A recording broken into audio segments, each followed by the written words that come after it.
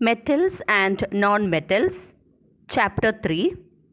In this chapter, you will study about the physical properties of metals, differences between metals and non-metals based on physical properties, few of the chemical properties of metals like reaction of metals with water, with oxygen, reaction of metals with acids, reaction of metals with other metal salt solutions, reactivity series, ionic compounds and properties of ionic compounds.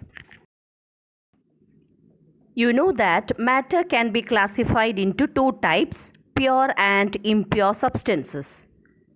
Impure substances are known as mixtures. Let us consider the case of pure substances. Pure substances are of two types, elements and compounds. Now, what are elements? Elements are pure substances made up of only single type of particles. Elements are of three types, metals, non-metals and metalloids. Can you give few examples for metals? Iron, silver, gold. Gold, silver, mercury, lead, iron, nickel, copper are all metals. Sodium, potassium, calcium, magnesium, aluminium are also metals. Can you give few examples of non-metals? Yes, oxygen, nitrogen, sulfur, carbon, chlorine, fluorine, iodine. All these are non-metals. What about hydrogen? Hydrogen is also a non-metal. Physical properties of metals. Consider, for example, metals like iron and copper. Are they hard? Yes, these metals are hard and strong. So, metals are usually hard and strong. Now, consider metals like sodium and potassium. Are they hard? No, these metals are not hard. Sodium and potassium are soft metals. Sodium can be easily cut with a knife.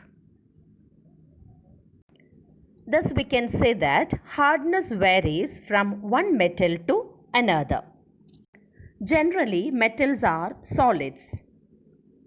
But mercury is the only metal which exists in the liquid state.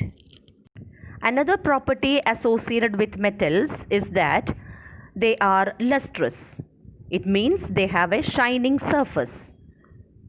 So, metals are lustrous. Examples: aluminium, iron, zinc, copper, gold, silver are all lustrous.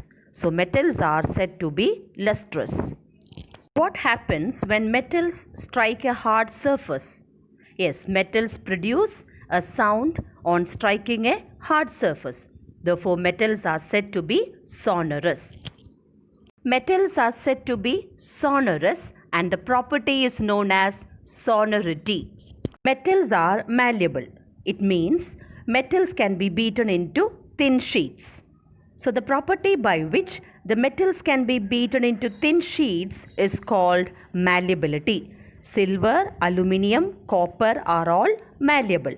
Consider, for example, iron. You know that iron is available in the form of iron sheet.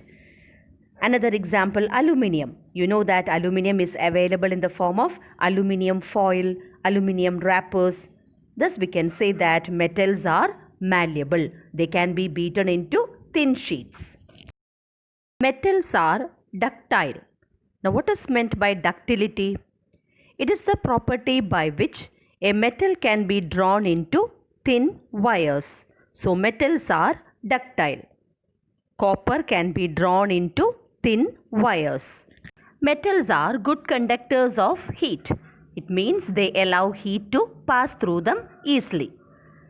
And it is because of this property that we use metal vessels in kitchen. Metals are good conductors of electricity. It means they allow electric current to pass through them easily.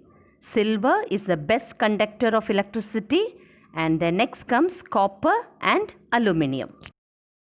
Therefore, metals are ductile, they are malleable, sonorous, They are good conductors of heat and electricity.